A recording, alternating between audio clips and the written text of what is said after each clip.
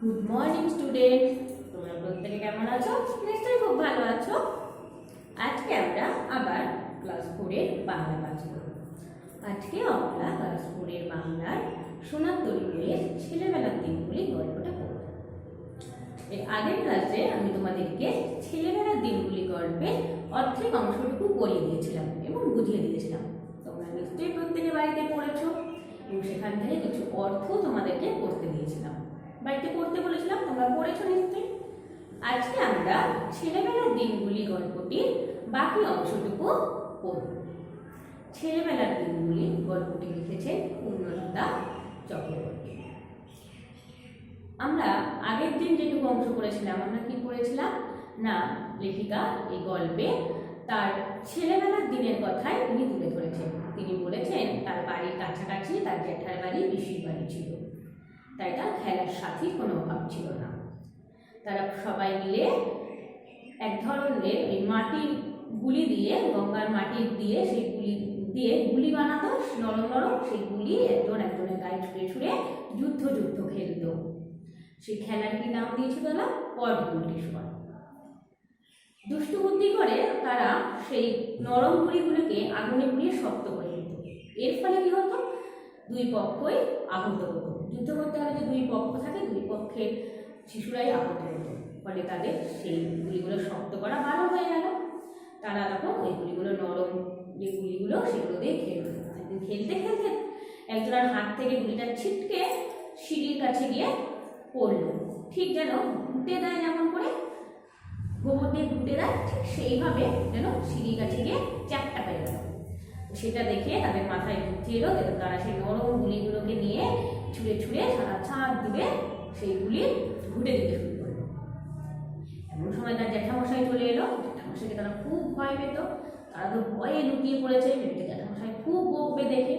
কিন্তু না, জ্যাঠামশাই সব দেখে হু করে হেসে উঠলেন, তারাও হাত ছেড়ে বাঁচলো। এছাড়াও লেখিকারা তার দাদার সাথে লেখিকা কি খেলতেন, চোর পুলিশ খেলতেন। তার দাদা পুলিশ, আর সে চোর হতো। ওরে একটা সাতমুখ বালা ছিল হাতে, সেই বালার সঙ্গে ফাঁক করে আরেকটা বালা ঢুকিয়ে হাত করি বানিয়ে তার দাদাটাকে নিয়ে যেত। একদিন দাদার হাত ছাড়ানোর জন্য যেই ঝাটকা মেরেছে বা টান মেরেছে, বালাটা ভেঙে গেছে। তো বালাটা যখন মার কাছে নিয়ে আসে, মা বকা না দিয়ে মা হেসে বলেন, তোর জন্য এবার লোহার বাল বানাতে হবে, তুই সহজে ভাঙতে না পারিস। আরও বলছেন লেখিকা খুব দস্যি টাইপের ছিলেন, মানে তিনি ছেলেদের সঙ্গে সমান তালে তাল মিলিয়ে ছেলেদের মতো সমস্ত খেলা খেলতেন। এই বাড়ির ছাদে ক্রিকেট, হকি খেলার সূচনা হয়েছিল, হাতে খড়ি হয়েছিল, তার হাতে খড়ি হয়েছিল। তিনি বলছেন তিনি যেমন তার দাদাদের সঙ্গে দাদাদের মতো সমস্ত খেলায় অংশগ্রহণ করতেন, দাদাদের সঙ্গে তাল মিলিয়ে তিনি সমস্ত খেলা খেলতেন ছেলেদের মতো, ঠিক তেমনি তিনি আবার তার দিদিদের সঙ্গে পুতুল খেলাও খেলতেন। তার মা তাদের জন্য খুব সুন্দর করে পুতুলের ঘর সাজিয়ে দিয়েছিল। তার দিদিরা নতুন জামা কাপড় বানাতো, পুতুলের গয়না বানাতো, তারা পুতুলের বিয়ে দিত। সেই বিয়েতে আবার খাওয়া দাওয়া হতো, ছোটো ছোটো লুচি মিষ্টি এসব। একবার তারা পুতুলের ঘরে, বিয়ের জন্য পুতুলের ঘর সুন্দর নিশান দিয়ে, নিশান মানে কি পতাকা, নিশান দিয়ে মোমবাতি দিয়ে সাজিয়েছে। তারা সাজিয়ে রেখে যখন নিচে খেতে চলে যায়, এসে দেখে সেই মোমবাতির আগুন থেকে আগুন লেগে নিশানগুলো পুড়ে সারা ঘর জুড়ে আগুন জ্বলছে। কোনো রকমের জল ঢেলে তারা সে আগুন নিভিয়েছিল। আর অল্প কিছুর জন্য পুতুলগুলোতে আগুন লাগে, পুতুলগুলো বেঁচে গিয়েছিল। আমরা ঠিক তার পর থেকে আজকে প্রত্যেকে লক্ষ্য করো। আমাদের এক মজার খেলা ছিল রাগ বানানো। লেখিকাদের আরও একটা মজার খেলা ছিল, সেই খেলাটার নাম কি, রাগ বানানো। হয়তো কারোর উপর রাগ হয়েছে, অথচ তার শোধ দিতে পারছি না, তখন দাদা বলতো, আয় রাগ বানানো। বলেই সেই লোকটির সম্বন্ধে যা তা অদ্ভুত গল্প বানিয়ে বলতে আরম্ভ করতো। আমরা সঙ্গে সঙ্গে পাল্লা দিয়ে বলতাম। তার মধ্যে বিদ্বেষ কিংবা হিংস্র ভাব কিছু থাকতো না। তা বলছে যে রাগ বানানো খেলা। রাগ বানানো খেলাটা কি বলো, তোমরা কি ওদের নাম শুনেছো? না নিশ্চয়ই। তা দেখো এখানে কি করে খেলতো রাগ বানানো খেলা। হয়তো তাদের কারোর ওপর খুব রাগ হয়েছে, কোনো একটা ব্যক্তির ওপর তাদের প্রচণ্ড রাগ হয়েছে, কিন্তু তাকে শোধ দিতে পারছে না, সেই রাগটা ফেরত দিতে পারছে না। ধরো আমার একটা বন্ধুর ওপর খুব রাগ হলো, কিন্তু আমি তাকে কিছুতেই কিছু বলতে পারছি না, তোমার রাগটা কমে, তাকে কোনো একটা কথা বলতে পারছি না, আমি তার উপর রাগ দেখাতে পারছি না। তখন তারা কি করতো, তখন তার দাদা বলতো চল রাগ বানাই। কিভাবে রাগ বানাতো? যেই লোকটির উপর তার রাগ, সেই লোকটির সম্বন্ধে যারা অদ্ভুত গল্প বানিয়ে বলতে আরম্ভ করতো। যার উপর রাগ তার সম্বন্ধে নানান অদ্ভুত অদ্ভুত কথা তারা বলতে আরম্ভ করতো। আমরাও সঙ্গে সঙ্গে পাল্লা দিয়ে বলতাম। সঙ্গে সঙ্গে কি করতো, দাদার সাথে সাথে তার বোনের অর্থাৎ লেখিকারাও পাল্লা দিয়ে দিয়ে সেই লোকটার সম্বন্ধে নানান অদ্ভুত অদ্ভুত কথা বলতো। তার মধ্যে কোনো বিদ্বেষ কিংবা হিংস্র ভাব কিছু থাকতো না। তার মধ্যে কোনো বিদ্বেষ থাকতো না, কোনো হিংসা ভাব থাকতো না, মানে কোনো হিংসা, ঈর্ষা, হিংস্র কোনো মনোভাব থাকতো না। জাস্ট মজা করে সেই লোকটার সম্বন্ধে নানান অদ্ভুত সব ঘটনা গল্প করে বলা, এটাই ছিল তাদের রাগ বানানো খেলা। সে ব্যক্তির কোনো অনিষ্ট চিন্তা থাকতো না, শুধু মজার মজার কথা। রাগ হয়েছে বলে তার কোনো ক্ষতি করবে সেরকম চিন্তা কিন্তু তাদের মধ্যে থাকতো না, শুধু তাকে নিয়ে কিছু মজার মজার কথা তারা বলতো।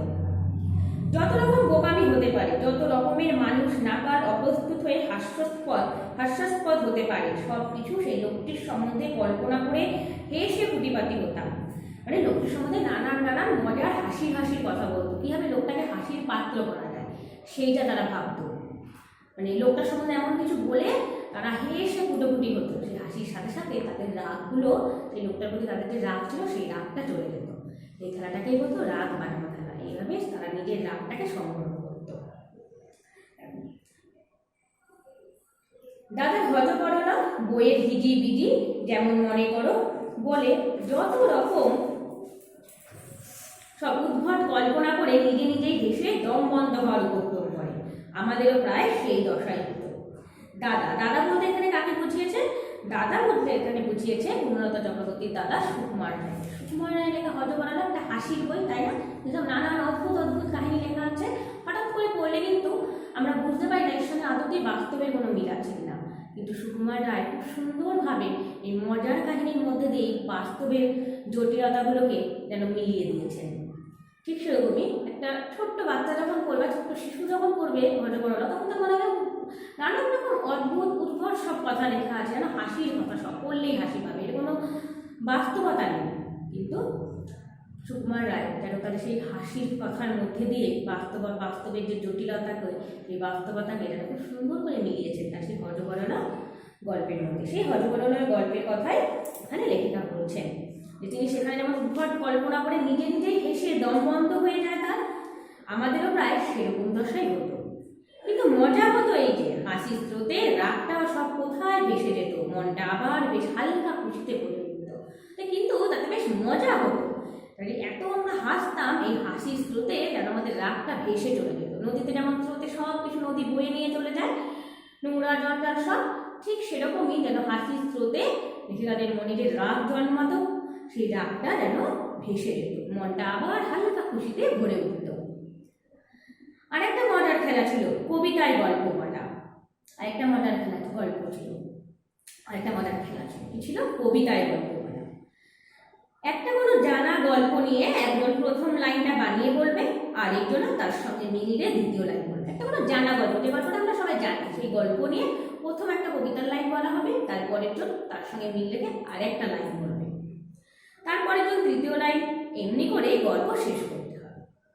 যদি কেউ পারে সে হেরে গেল, তারপরের জন বলবে। দাদা কখনো হার মানত না, বলতে যদি কেউ না পারতো তাহলে সে হেরে যেত, তারপরের জন বলতো। কিন্তু লেখিকার দাদা সুকুমার রায় কখনো হার মানত না, যত শক্ত হোক না কেন চট করে মিলিয়ে দিত। যেমন একদিন হচ্ছে বাঘ আর বকের গল্প, একদিন কি হচ্ছে বাঘ আর বকের গল্প। একদা এক বাঘের গলায় ফুটেছিল অস্থি। কি বলছে?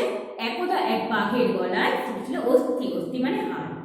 যন্ত্রণায় কিছুতেই নাহি তার স্বস্তি, যন্ত্রণায় কিছুতেই তার স্বস্তি নেই, মানে আরাম হচ্ছিল না, এত যন্ত্রণা কিছুতেই সে আরাম পাচ্ছিল না।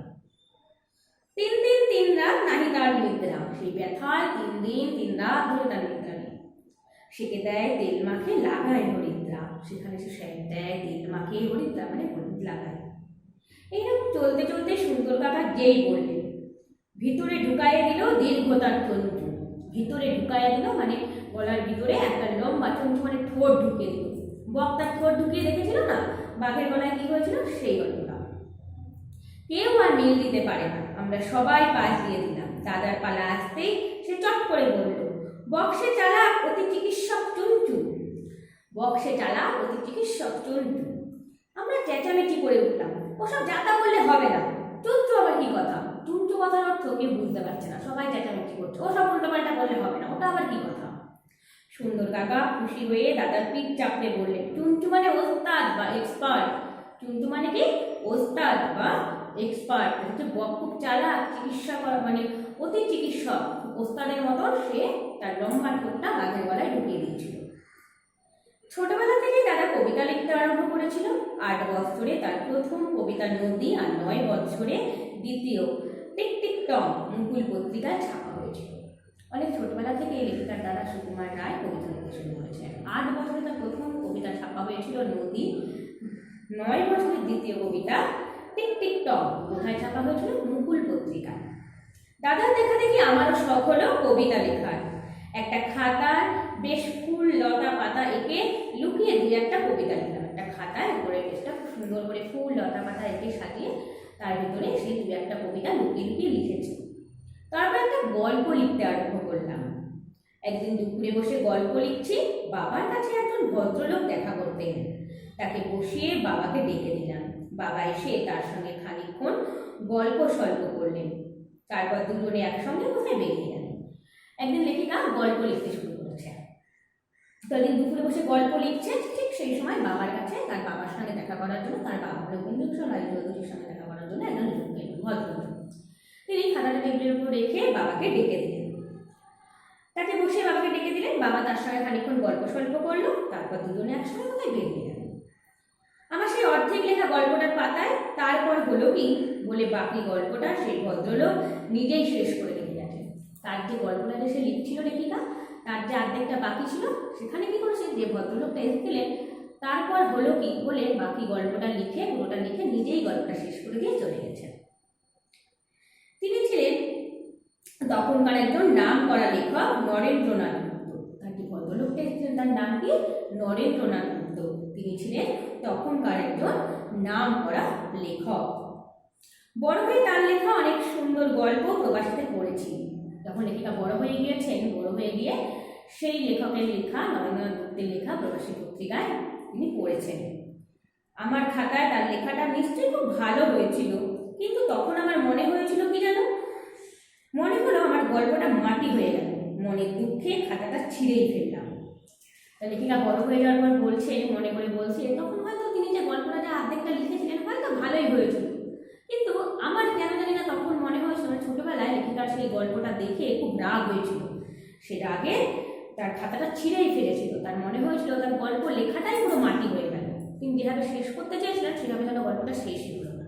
সে রাগে সেই খাতাটা ছিঁড়েই ফেলেছিল। বাবা যখন বিদেশে কোথাও যেতে মজার মজার ছবি আর পদ্যে আমাদের চিঠি লিখতেন। মানে লেখিকার বাবা বিন্দুকিশোর রায় চৌধুরী যখন বিদেশে কোথাও যেতেন তখন তিনি কী করতেন, মজার মজার ছবিতে এবং পদ্যে, মানে কবিতার মতন করে তাদেরকে চিঠি লিখতেন। আমাদের পড়া হয়ে গেলে সেগুলি কত লোকের হাতে হাতে ঘুরতো। সেসব যদি সংগ্রহ করা থাকতো তাহলে তাই দিয়ে মজার একটা বই হতে পারতো। এগুলো বলছে, সেই চিঠিগুলো আমরা যখন পড়তাম, পড়া হয়ে গেলে আমাদের পরে আরও অনেকে পড়তো, অনেকের হাতে হাতে সেই চিঠিগুলো ঘুরতো, একজনের পর একজন, একজনের পর একজন পড়তো। কিন্তু সেই চিঠিগুলো যদি এখন সংগ্রহ করে রাখতো, তিনি আফসোস করছেন তার ছোটবেলায় সেই বাবার লেখা চিঠিগুলো যদি তিনি এখন সংগ্রহ করে রাখতেন, তবে সেই চিঠিগুলো দিয়েই একটা মজার বই হতে পারত। তোমাদের এইটুকুই রয়েছে গল্পটা। তোমরা প্রত্যেকে এই পুরো গল্পটা বাড়িতে খুব ভালো করে বারবার করে রিডিং করবে। এখন আমি তোমাদের এখান থেকে কিছু অর্থ পড়িয়ে দিচ্ছি, সেগুলো তোমরা পড়বে। নিশান মানে পতাকা, শোধ মানে ফেরত, বিদ্বেষ মানে ঈর্ষা, অনিষ্ট মানে ক্ষতি, নাকাল মানে ঝামেলায় পড়া, উদ্ভট যা স্বাভাবিক নয়, অস্থি মানে হাড়, স্বস্তি মানে আরাম, নিদ্রা মানে ঘুম, হরিদ্রা মানে হলুদ, চঞ্চু মানে ঠোঁট। তোমরা এই অর্থগুলো খাতায় লিখে নিয়ে বাড়িতে প্রত্যেকে খুব ভালো করে পড়বে এবং এই পূর্ণলতা চক্রবর্তীর লেখা ছেলেবেলার দিনগুলি গল্পটিও তোমরা বাড়িতে প্রত্যেকে খুব ভালো করে বারবার করে রিডিং করবে। এখান থেকে যে প্রশ্ন উত্তরগুলো হবে আমি সেগুলো তোমাদের হোয়াটসঅ্যাপে গ্রুপে দিয়ে দেবো, সেখান থেকে তোমরা খাতায় লিখে করতে হবে। Thank you students.